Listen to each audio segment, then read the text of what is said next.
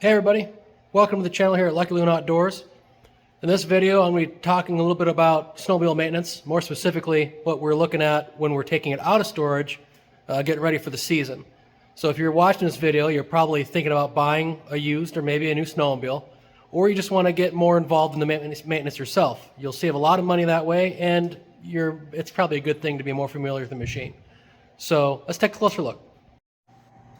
All right, so today we're looking at my older, like 2001 Polaris 500 Classic Touring. There's quite a few of these out there. So look at the outside. I know it's pretty dirty. It's been sitting in my pole barn. I got horses and we're on a hobby farm, so there's dust all over this thing. It was pretty when I put it away, but we'll get it cleaned up. Either way, so looking at this, you'll see right here, this is a battery tender. So since it sits in storage all summer, I do not like to take the battery out of my machine because I have a lot of things on there attached to the battery. So I keep a tender plugged into the battery. So that keeps it at an acceptable charge, keeps your battery from going to crap on you while it's inside the machine during storage. So that's the first thing you'll see on the outside, other than my missing mirror. That happens when you roll these things in a ditch. So be safe out there, everybody. So something else that comes with storage is mice. That's a big thing, especially on a hobby farm like this. So I'm going to show you a couple things here. Move this out of the way. Let's just throw it on the ground. It's fine. Pull this little guy up. Nice and easy. So you can get mothballs. There's some other options out there. I have these dryer sheets in here. I got them kind of all over the place. And then I think it's this guy right here. You see there's writing on there. So when I put this in storage, I wrote on here, I have an exhaust plug and 5 total sheets. So I know I'm looking for 5 of these inside the engine bay and then an exhaust plug. And I'll show you that here real quick. So on the outside,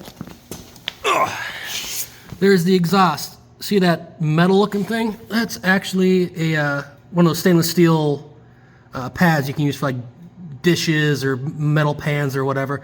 That's shoved into the exhaust so mice don't go up inside the exhaust and mess around in there. You don't want that. It keeps nests out of there. So we're taking out of storage. We're going to start removing these sheets. We'll check the exhaust, make sure the plug's in there. If not, we might take that off and look inside. It just depends. Looking on the inside, you're going to want to check for any chewing on wires. You want to look for anything mouse related, so nests, little seeds, any sign that they've been in the machine. Now if you open it up and do see a mouse nest, you're going to want to get more in depth and look at all your hoses, all your wires, all your stuff, and make sure that they didn't damage anything or get into some stuff they shouldn't have. So that's your first step. Next, we're going to look at the battery. So in this instance, I leave my battery in. I have it plugged into a battery tender. I know my battery's fine. It's also pretty new.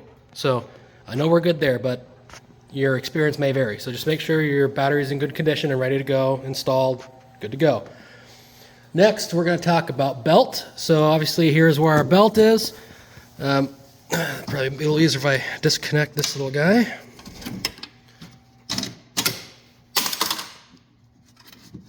There we go. So we're going to check belt condition. I know the belt's good on here because it's brand new.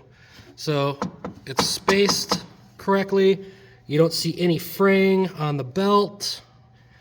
You don't see any cracking on the belt outside or inside. That should be good to go. So that's your next item, is the belt there. All right, next is going to be oils. So this is a 2-stroke engine, meaning there's not an oil reservoir for the engine in the instance of like how your car has an oil pan and has oil in it, and an oil filter and stuff.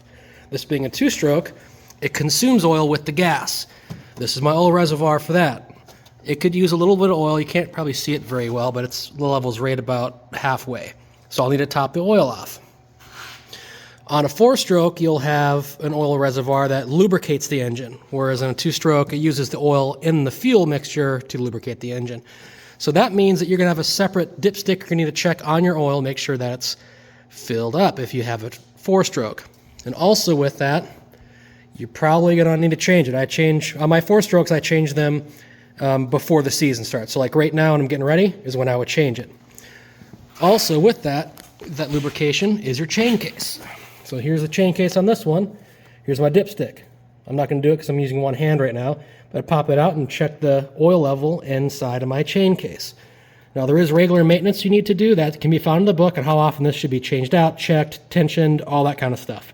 So look at your manual. It'll tell you. It's not that hard to do. Like on this one, obviously, this is where I can fill the drains on the bottom. And this screw right here adjusts the tension on the chain. So it's pretty simple. You just got to make sure you do it right the first time. All right, next we'll talk about filters, specifically your air and your fuel filter. My fuel filter is right down there. I know that one's fine and good to go. I replaced it already. And the air box is right in here. So you have kind of your pre-filter here that helps keep the snow out. There's the other half of it's inside the hood that's up in the air right now. And then your air box in here. Now I know this is good because I just replaced all the components on the inside of this. But again, that comes back to that mice thing. Look, make sure they didn't chew into anything, don't have any residue or pieces or any weird stuff going on. In this instance, this is clean. You can tell nothing's been in there, and I know nothing's been in there. So we're good to go there. All right, next is going to be our fluids. So if you have an air-cooled engine, meaning no radiator, you don't got to worry about the radiator fluid. This one is liquid-cooled. So this is our radiator reservoir, and as you can tell, we're at our max. We are good to go. And I know this has been replaced because I did it last year. This is pretty fresh radiator fluid. So in your manual for your machine, it'll tell you what the service interval is on those things. It could be this year, next year, who knows. Just make sure you follow those intervals and do the proper maintenance. It's not that hard to change that stuff out.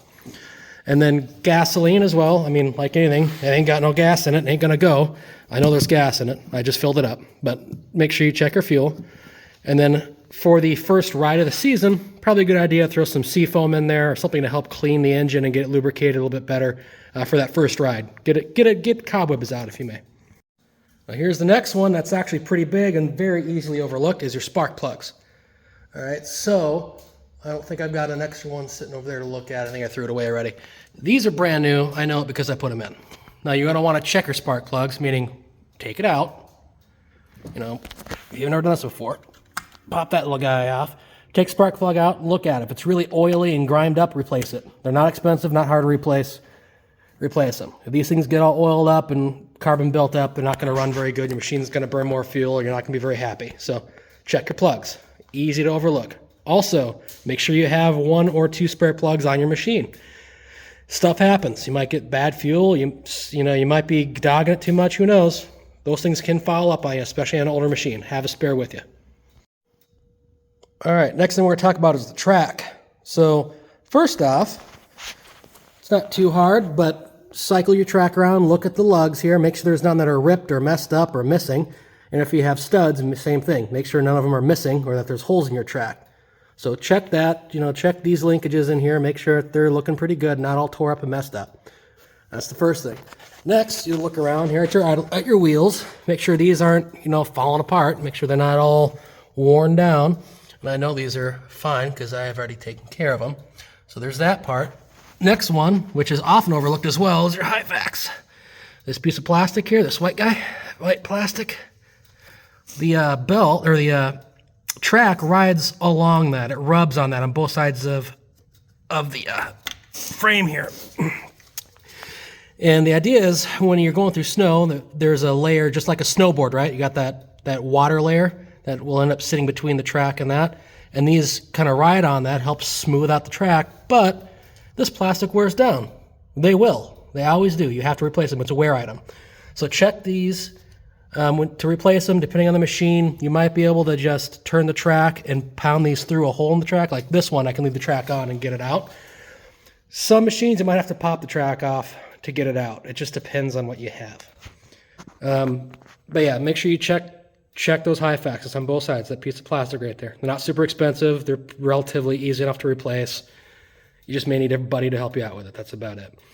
Next with the track is going to be all your lubrication. So there's grease zerks in here. Quite a few spots, actually. See if I can find one easy for the camera. Well, there's one. Here's the easy one for the camera. See this grease zerk right here? Basically all your pivoting points here, up top and up front. There's going to be grease zerks. Clean it off and then grease it. You're only going to really need to do that at the beginning of the season each year or at the end of the season. Regardless, when the season starts, grease everything up. So take care of your lubrication, your grease, all that good stuff. All right, and lastly on my list here is to check your lights and functions. I'm not going to do that on video because I still got the plug in the exhaust. But basically get the machine running. Make sure your headlights are working. Make sure your tail light's working, and make sure any controls that you have on here, like your heated grips, your high-low beam switch. Some other machines have different functions on here. Make sure everything's working. And if you do have snow and can ride around the yard a little bit, doesn't hurt. Make sure your speedometer is working. Your tach, well, as soon as you start the machine, you'll know if the tach's working. And then my fuel gauge is on here. So lights and functions is that last one there for you. So that's about it for the basic maintenance you need to do before your first ride of the season. I hope that helped you out. And if you think I missed anything, let us know in the comment section down below, because we can all learn from each other and get out there and have some fun, everybody. Take care.